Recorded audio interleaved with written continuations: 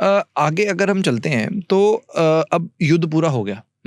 अब हम ये बोल रहे हैं, हम आपने जो मुझे डेट दी है पहले कि 30 नवंबर 5635 को युद्ध हो जाता है। हाँ। उसके लगभग एक महीने बाद 20 या 21 दिसंबर को हम ये बोल रहे हैं कि श्री राम अयोध्या जी वापस जाते हैं और वहां पे वो गद्दी संभालते हैं। अब आगे क्या डेट्स आती हैं इस पर्टिकुलर डेट के बाद, जो राज 30 साल तक चलता है, इसमें क्या हमें मिलता है कि भगवान राम का राज कैसा है? क्या उसमें कुछ हमारे पास इंफॉर्मेशन या डेटा मिलता है? हमें उत्तरकांड में कुछ डिटेल्स आते हैं कि फिर उसके बाद कुछ घटनाएं होती हैं, ठीक है। फिर उसके बाद क्योंकि लव कुश का जन्म भी होने वाला होता है 1-2 साल में युद्ध के बाद ही, तो फिर उनको वाल्मीकि आश्रम भेज दिया जाता है। तो ये डिटेल्स आते हैं। फिर उसके बाद जब ये बच्चे बड़े होते हैं, एक एज तक आते हैं, तो फिर वो उनको सुनाने आते हैं रामायण की कहानी। तो ये सब आता है उत्तरकांड में। मगर ये देखना पड़ेगा कि उसकी ऐसी कोई क्रोनोलॉजी ज़्यादा नहीं है, क्योंकि एक घटना जो आती है उस समय, जैसे सीता जी जो है भूमि के अंदर अदृश्य हो गई, मुझे लगता है कि ये वो होगा, हो सकता है कहीं ट्रैवल करते समय कोई लैंडस्लाइड में जो है उनकी वो नहीं रही होंगी, तो उसे ये कहा गया कि भूमि जो है अपनी पुत्री को वापस ले गई, ये सारे उनके कष्टों को देख करके कि उन्होंने शरीर इस तरह छोड़ा, ऐसे हम सोच सकते हैं। हाँ, राइट। तो लैंडस्लाइड में या कोई ऐसे ही हुए जिसके बाद वो उसको इस तरीके से भूमि जो है उनको अपनी पुत्री को वापस ले गई, राइट। ये हुआ होगा। अब हम जो बोलते हैं कि श्री राम, क्योंकि समस्या है ना कि इतने दिन कष्टों के बाद जब राज्य का समय आया, विदिन 1 ईयर उनको दोबारा जाना पड़ा जंगल वाल्मीकि आश्रम में। तो फिर उन दोनों के जन्म के बाद अब ये नहीं पता कि किस एज में उनके साथ ये घटना हुई, जो भूमि में वापस जाने का। तो ये इसका हमारे पास डेटा नहीं आता, नहीं है ये, क्योंकि नहीं, ये बहुत सारा हमारे पास ट्रेडिशनल अकाउंट है।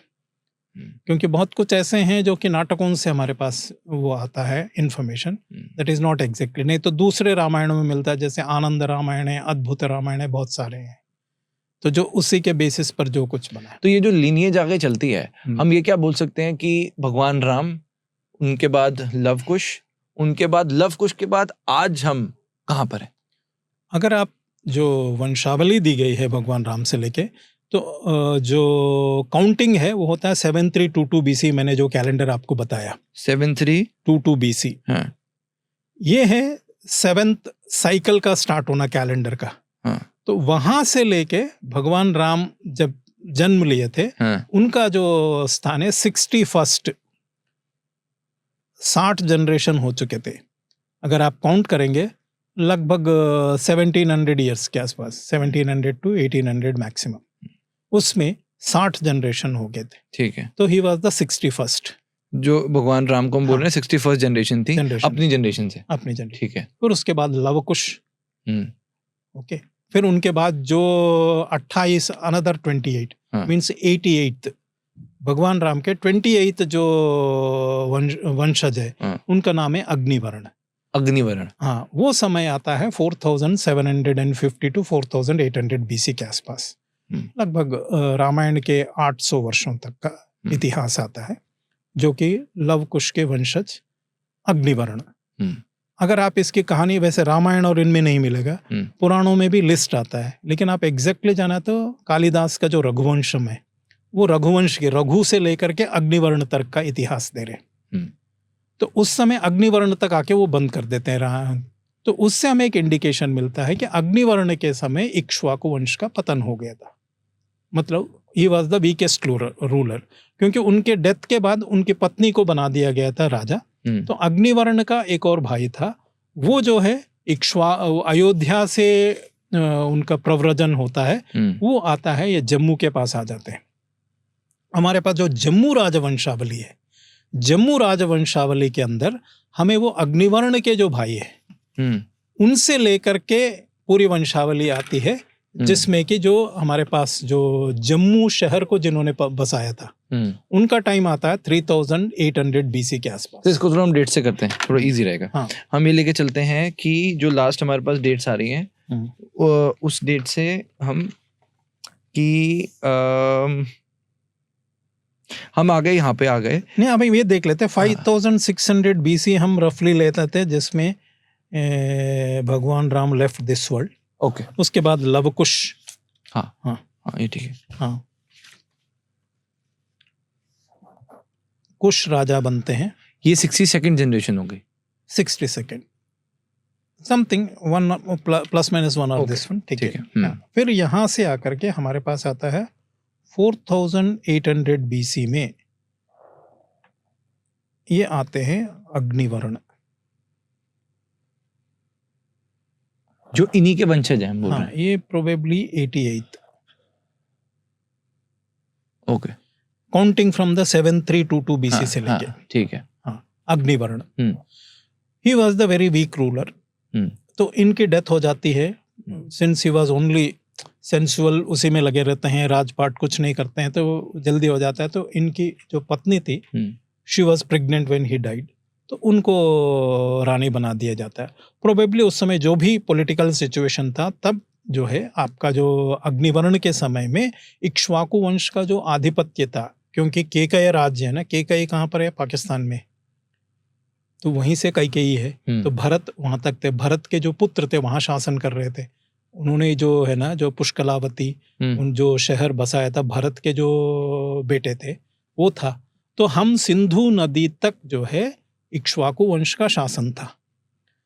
रघु के समय में, रघुवंश में एक उल्लेख आता है कि वो म्लेच्छों से युद्ध करने के लिए वो ऑक्सस रिवर जो अफगानिस्तान में, वहां तक जाकर के म्लेच्छों को हरा के आते हैं। क्यों? क्योंकि वो सिंधु नदी पार करके इधर आधिपत्य जमाने की कोशिश कर रहे थे। ठीक है। और अफगानिस्तान में जो म्लेच्छ कौन थे? आरट, बाहलिक और सीथियंस। ठीक है जी। तो वो लोग ट्राई कर रहे थे तब से। तो क्योंकि इक्ष्वाकु वंश काफी प्रभावशाली, शक्तिशाली था, तो वो क्रॉस नहीं कर पा रहे थे। जैसे ही अग्निवर्ण के समय इक्ष्वाकु वंश पतन हो गया, तो वो आगे उन्होंने नॉर्थ वेस्टर्न इंडिया पे उन्होंने अपना आधिपत्य जमाया। ये वही है जो इंडस स्क्रिप्ट यूज करते हैं। एक सेकंड, यहाँ पे मैं ये जो अग्निवर्ण है, ये पीरियड का नाम है?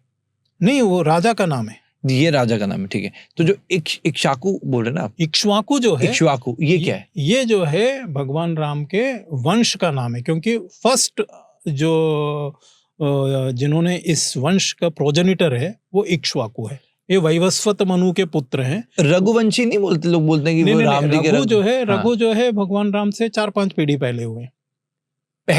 हाँ, तो अच्छा। May be great great grandfather, that's all. तो रघुवंशी जो बोलते हैं वो बस वहां से, क्योंकि he became so famous because वो इतना बड़ा राज्य जो विस्तार उन्होंने किया, उन्होंने जो म्लेच्छों को हराया, उससे उनका ये आया कि क्योंकि कई बार जो है ना, एक तो बिगिनिंग से, लेकिन बीच बीच में जो महान राजा हुए उनके नाम से भी वो वंश आता है, रघुवंश। क्योंकि Raghu was the greatest after Ikshvaku. ठीक है, तो हम ये बोल रहे हैं भगवान राम से पहले जो वंशज था उनका नाम हो गया रघुवंशी, रघुवंश। और जो आप अब बता रहे हैं वो कब से आया फिर? नहीं, इक्ष्वाकु फ्रॉम द वैवस्वत मनु के पुत्र है ना। अच्छा, तो वैदिक युग में जो वैवस्वत मनु थे उनके पुत्र इक्ष्वाकु थे, वहां से ये इक्ष्वाकु वंश स्टार्ट हुआ। इक्ष्वाकु, हाँ, इक्ष्वाकु। और ये भगवान राम से पहले थे? हाँ, बहुत पहले। अच्छा, ओके। तो ओरिजिनेशन है, जो ओरिजिनेट हुआ है, तो वो हम बोल रहे हैं इक्ष्वाकु वंश हुआ है। इक्ष्वाकु जो रघुवंश है, जो बाद में आया because of Ram ji, because वो बहुत ज्यादा पॉपुलर हो गया। हाँ, ओके। तो जो ओरिजिनल है नाम इक्ष्वाकु, इक्ष्वाकु। ओके, ठीक है। अब मुझे क्लियर हो गया। तो हम ये बोल रहे हैं कि ये राजा का नाम था। तो वो जो ये अग्निवर्ण है, ये भगवान राम के 27th या 28th डिसेंडेंट है। ठीक है। तो आपको स्टार्ट करना है, ये जो 60 वाले जो वो 7322 BC से स्टार्ट करना है, वहां से लेके 56 तक आपके पास 60 जनरेशन से 5600 to 4800 के बीच में 28 जनरेशन है। ठीक है।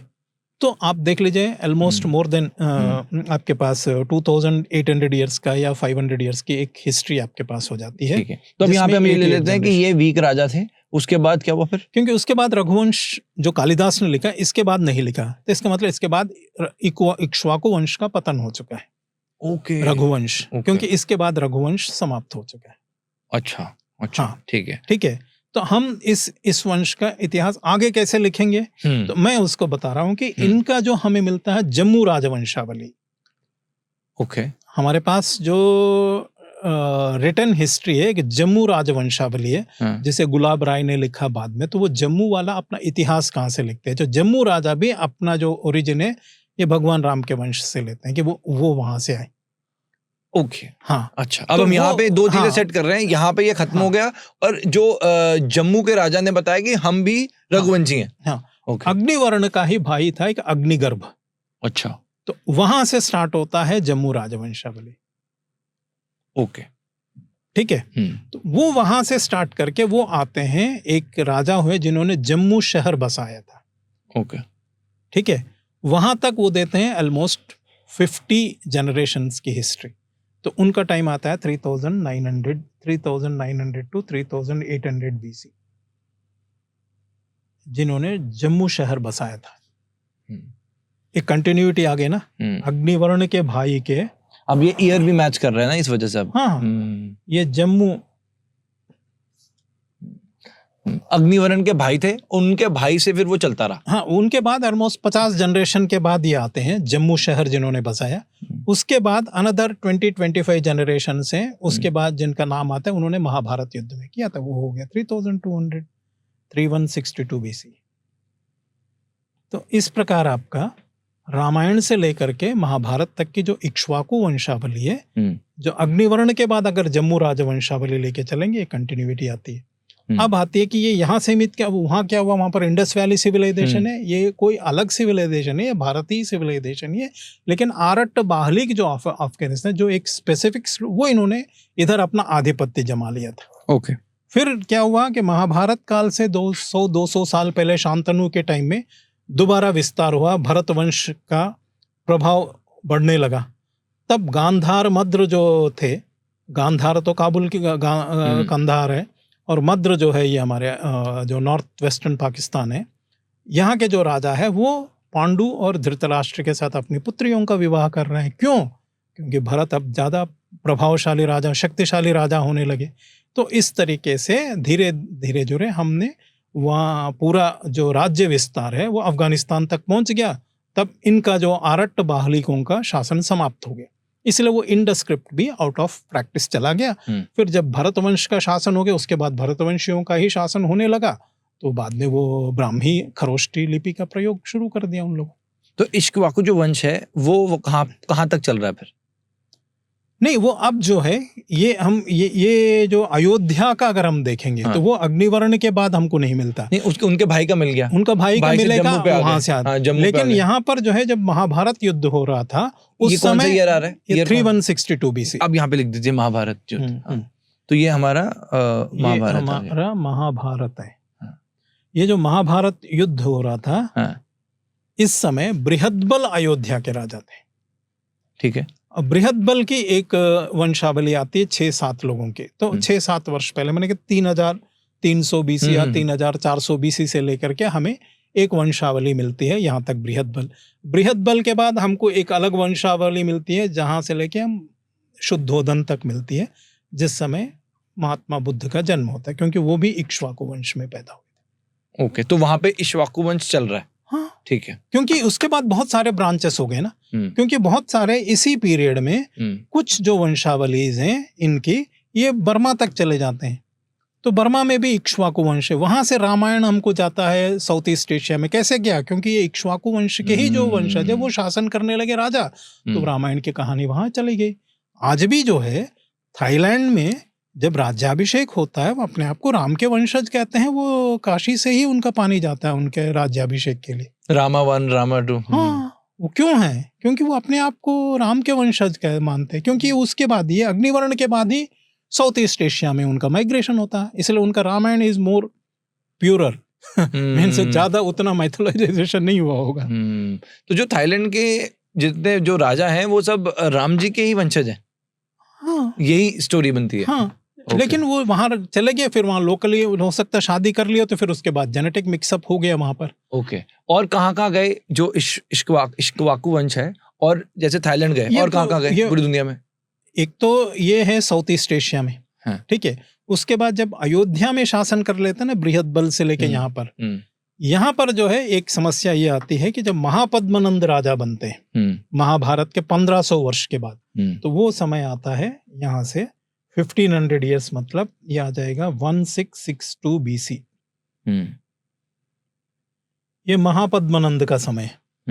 महापद्मनंद ने क्या किया कि सारे जितने भी क्षत्रिय थे, पहले ये होता था कि राज्य हार जाता था तब भी उनको शासन करने दिया जाता था कि आप केवल कुछ उपहार या कुछ देते रहे, टैक्सेस। इन्होंने क्या किया, नहीं पूरा राजवंश को ही समाप्त कर दिया, नहीं डायरेक्टली मेरे कंट्रोल में रहेगा, अपना एक शासक नियुक्त कर दिया। तो उस समय में जो इक्ष्वाकु थे वो वहां से आके साउथ इंडिया आते हैं, तो इसलिए जो आंध्र प्रदेश में भी इक्ष्वाकु राजा है, और जो चालुक्य हैं वो भी अपने आप को वहां से लिंक करते हैं। इस प्रकार से जो है जो इक्ष्वाकु वंश, इक्ष्वाकु राजा जो है अयोध्या में, आंध्र प्रदेश में भी शासन कर रहे थे। तो इसलिए वहां तक आए। तो ये है जो आप अगर देखेंगे, जो मॉडर्न लेवल तक आप लिंक करेंगे, जो आंध्र प्रदेश और तेलंगाना में जो इक्ष्वाकु राजाओं का शासन आता, वो अयोध्या से महापद्मनंद के समय के बाद जो माइग्रेशन हुए। हाँ, लेकिन इनका एक और भी पक्ष है। ये जो है एक और इक्ष्वाकु का एक और आता है। अगर आप यहाँ से देखेंगे, आप आइए, दिल्ली के पास हरियाणा में बल्लभगढ़ है। बल्लभगढ़ में एक बल्लभ सेन, ये इक्ष्वाकु वंश के राजा शासन कर रहे थे महाभारत युद्ध के समय। तो वल्लभ सेन के पुत्र थे अग्रसेन, महाराजा अग्रसेन। वो 15 वर्ष के थे महाभारत का युद्ध जब हो रहा था।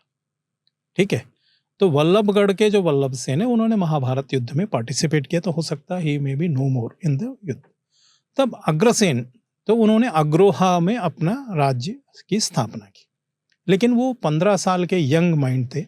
उन्होंने देखा कि ये जितने भी क्षत्रिय हैं उनका बिहेवियर देखा, वो ये युद्ध में जिस तरह का निरर्थक रूप से जो केवल कुछ अपने व्यक्तिगत महत्वाओं को, कितने लोगों को बलि चढ़ा रहे हैं, ये सब देखने के बाद उन्हें, मुझे लगता है कि उनके जो ये जो शस्त्र अस्त्र और सेना रख करके इस तरह के जो क्षत्रिय धर्म पर उनको विरक्ति हो गई। उन्होंने केवल लोगों की समृद्धि के लिए काम किया। इसलिए महाराजा अग्रसेन के जितने भी जो गोत्र वो सब वैश्य क्यों कहलाए, वो ये है क्योंकि उनको जो है क्षत्रिय धर्म से विरक्ति के महाभारत के समय में जो चरित्रहीनता उन्होंने देखी, जो वैल्यूओं का डिग्रेडेशन हो रहा था, या जिस तरह का कि केवल व्यक्तिगत महत्वाकांक्षा के लिए इतने लोगों की बलि चढ़ा सकते हो आप, तो उनको ये बिल्कुल अच्छा नहीं लगा कि फिर सेना रख के यूं लड़के आप किसका भला कर रहे हो। तो उन्होंने कहा कि नहीं, हम केवल सेना रखने की जरूरत नहीं, हम केवल समृद्धि के लिए काम करेंगे। इस प्रकार जितने भी अग्रवाल जो 18 गोत्र उनसे निकले, वो सभी वैश्य धर्म को अपनाया गया। वो महाभारत युद्ध ने उनके मस्तिष्कों को इतना रिवोल्यूशनाइज किया था, इसलिए उन्होंने वस्तुतः वो कहाँ थे, भगवान राम के वंशज थे। तो जब अब थोड़ा सा इसमें और अगर हम ये जानना चाहें कि उनसे आगे अग्रवाल, बंसल, गुप्ता, उनसे आगे ये कैसे आ रहे हैं? नहीं, वैसे है ना, क्या होना कि अब पुराने जमानों में सरनेम नहीं थे। ठीक है, अच्छा, सिर्फ नाम था। तो जो महान व्यक्ति होता था उन्हीं के नाम से ही आपको, इसलिए कि जैसे वशिष्ठ है, तो वशिष्ठ का पुत्र भी, उनका अलग नाम होता था, लेकिन वशिष्ठ ही कहा जाता था उनको, सरनेम नहीं थे उस समय। तो जो इसी तरह अग्रसेन है तो अग्रसेन के नाम से ही थे, लेकिन धीरे धीरे क्या हुआ कि अलग अलग फैमिलीज बनती गई, तो उनके जो नाम होंगे उसे हमें ट्रेस करना पड़ेगा कि उनका कोई इतिहास लिखा हुआ है कि नहीं। इसलिए 18 डिफरेंट फैमिलीज हो गई, तब उनके अलग अलग उनके वो सरनेम्स रखने की परंपरा मुझे लगता है ये पिछले 1000-1500 वर्षों का है, उससे पहले नहीं थे। राइट। तो उससे पहले आप बताइए कहाँ किसने अग्रवाल टाइटल पहली बार किसने रखा था, या बंसल किसने रखा था। अब इससे लिंक करें, राम, हनुमान, हम ऐसे बोलते हैं श्री राम, हनुमान जी, सिर्फ फर्स्ट नेम ही तो आता है। माँ सीता, सिर्फ माँ सीता, सीता का नाम आ रहा है। तो सरनेम्स नहीं थे महाभारत काल तक, कोई सर नहीं है। वहां छोड़िए, भीष्म पितामह नहीं, यहाँ तक आ जाइए, श्रीहर्ष और इनके भी नहीं है। ज्यादातर ये जो गुप्त हैं, गुप्त उसके बाद हमको दिखने लग जाते हैं कि सरनेम्स हैं। गुप्त डायनेस्टी के पहले आप जाइए, कोई आपको ठीक से नहीं पता चलेगा कि कोई सरनेम्स यूज किया गया हो। हाँ, जैसे भी आप मौर्य डायनेस्टी क्या है, चंद्रगुप्त है, कहानी का वो कहीं मौर्य लिख रहे हो, नहीं है ना, कहीं अशोक है, बिंदुसार है। तो अग्रसेन से, जैसे जो हम ये बात बता रहे हैं, जो हम कह रहे हैं अग्रसेन से आगे 18 और ब्रांचेस हो गई, नहीं, ये हमें उनका पूरा ट्रेस करना है तो फिर देखना पड़ेगा कब से हुआ। लेकिन वस्तुतः एक ही फैमिली थी, उनके अग्रसेन से ही थे, अग्रसेन के नाम से।